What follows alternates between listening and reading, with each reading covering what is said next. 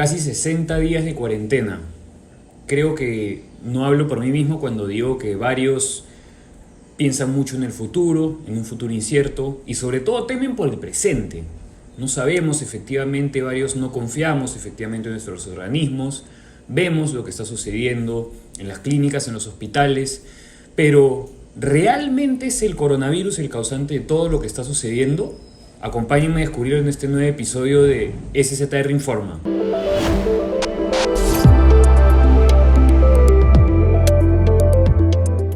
Bueno, vamos a empezar hablando acerca del COVID-19.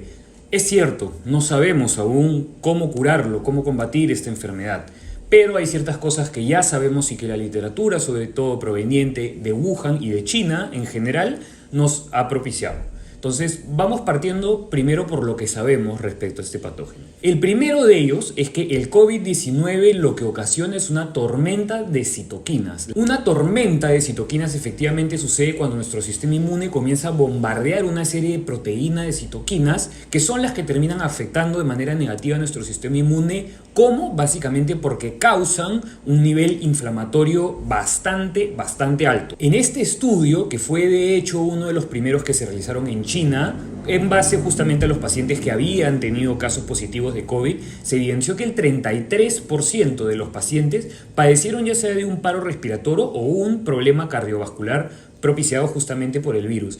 Se encontró que un particular biomarcador de inflamación que aumenta muchísimo justamente a raíz del COVID son las IL-6 o interleucina 6. Esta es una citoquina proinflamatoria responsable de hecho de la regulación de la fiebre y de la temperatura corporal. Del tejido muscular y graso, de hecho, la IL-6 moviliza justamente la energía y se encarga de la regulación de la temperatura corporal. Estos dos hechos tienen mucha relación con el tema de los cambios y los altos cuadros de fiebre que se presentan justamente en pacientes que tienen esta característica dentro del COVID.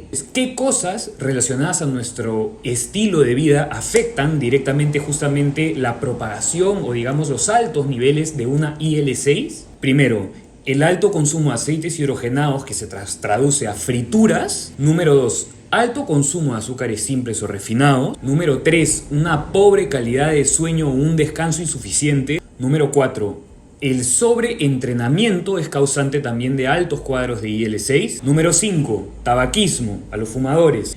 Y número 6, estar en un ambiente rodeado de hongos o con altos niveles de humedad. En este segundo estudio, que de hecho es uno de los más recientes que se han hecho inclusive en COVID, también fue realizado en la ciudad de origen en China, y este estudio se realizó con más de 7.000 pacientes que habían tenido preexistencia justamente de COVID para analizar algunos biomarcadores y algunas respuestas a nivel fisiológico que estos presentaron. Dentro de estos casos, alrededor de 1.000 pacientes tenían diabetes tipo 2, lo cual es un factor de riesgo, como todos sabemos, bastante alto en COVID. Lo que evidenciaron fue que aquellos pacientes que tenían una mejor regulación de los niveles de glucosa en sangre tuvieron resultados bastante mejores a los que, muy por el contrario, tenían un pobre manejo, un pobre control de la glucosa en sangre. Por otro lado, en esta publicación, en esta revista de Lancet, para aquellos que no lo conocen, Lancet es una de las fuentes más fidedignas en todos los aspectos relacionados a la biología y a la ciencia en general. Y dentro de la publicación que realizaron, presentaron los siguientes datos. 1/3 de los pacientes hospitalizados en Estados Unidos entre el 12 de febrero y el 28 de marzo presentaron una condición subyacente o factor de riesgo ante el COVID-19 como una preexistencia. Lo que quiere decir es que ellos ya tenían una enfermedad, en varios casos crónica preexistente, dentro de los cuales la diabetes inclusive fue la más reportada con un 10.9% de casos. No solo esto, sino que el 74% de los pacientes que terminaron necesitando asistencia de una unidad de UCI, el 94% de las muertes totales de todos estos pacientes tenían justamente una preexistencia de salud. En Inglaterra, el 26% de los pacientes que murieron de COVID tenían prediabetes como una condición preexistencial. Y aquí podemos ver también en este cuadro cómo han sido esta manifestación en los casos en China.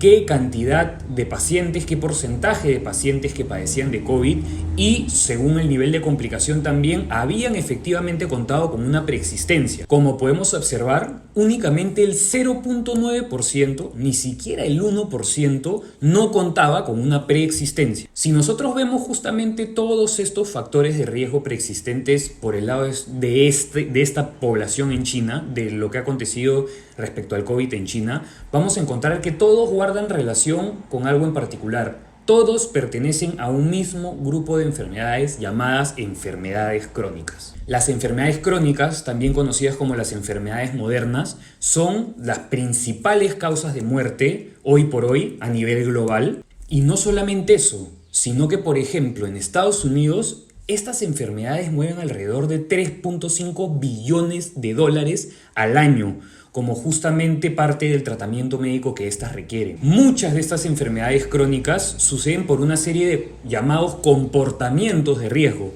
que dicho sea de paso, no es la primera vez que los menciono, pero voy a hacer nuevamente hincapié en esto. Uso de tabaco y exposición a humo de segunda mano, también conocido como tabaquismo pasivo. Mala nutrición, dietas bajas en micronutrientes, dietas muy altas de consumo de alimentos procesados, refinados y proinflamatorios, sedentarismo o falta de actividad física y, número 4, pero no menos importante, consumo excesivo y muy recurrente de bebidas alcohólicas. ¿Cómo está esta situación en el Perú? ¿Cómo se reflejan las enfermedades crónicas en el Perú actualmente? Según una encuesta demográfica y de salud familiar publicado en el año 2018, unos 14 millones de peruanos mayores a 15 años tienen sobrepeso u obesidad. Estamos hablando de una tajada bastante importante de la población. Como podemos observar en este cuadro, del 2014 al 2018 había un incremento significativo en la cantidad de peruanos que sufren efectivamente de sobrepeso u obesidad. La pregunta es, ¿realmente estamos nosotros luchando como una sociedad contra el COVID?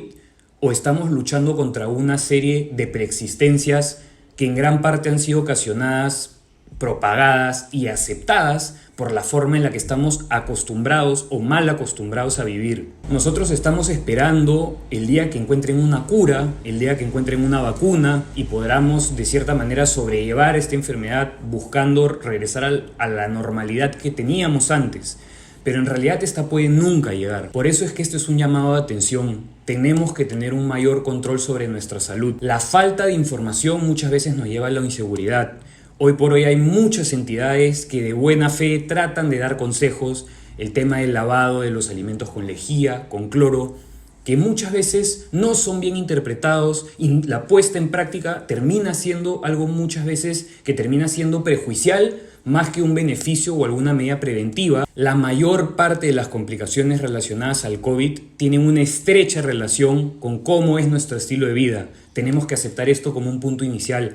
Hay muchas cosas del COVID que aún no sabemos, hay muchas cosas que vamos a descubrir, pero hay ciertas cosas que podemos ir cambiando hoy y que sí dependen de nosotros y están en nuestras manos. ¿De qué manera podemos hacerlo? Adueñándonos de nuestra salud, empoderando nuestro organismo y sobre todo dándole las herramientas, aquellos inputs de información que nuestros cuerpos necesitan para funcionar de una manera integral y óptima. Quiero citar este documento de Lancet, esta publicación de Lancet que les mencioné anteriormente y que resuena mucho con cómo es, qué es lo que siento yo respecto a la situación actual. Con el COVID-19 no solo hemos estado luchando contra una enfermedad contagiosa, sino también como un telón de fondo creciente de enfermedades no transmisibles como la diabetes y la obesidad que han aumentado innecesariamente el número de muertos. A raíz de esta pandemia, con la posibilidad de una recesión global, desempleo masivo y un déficit financiero que podría afectar al mundo durante décadas, quizás sea ingenuo pensar que habrá recursos adicionales disponibles para mejorar la salud metabólica, pero es exactamente eso lo que debe suceder. Tenemos que cambiar un poco el paradigma, tenemos que dejar de buscar la solución en una pastilla, tenemos que tomar cartas en el asunto y apoderarnos nosotros mismos de nuestra propia salud y de nuestro organismo. Esta es la única manera en la que podremos prevalecer de aquí en adelante ante los futuros patógenos que se nos presenten.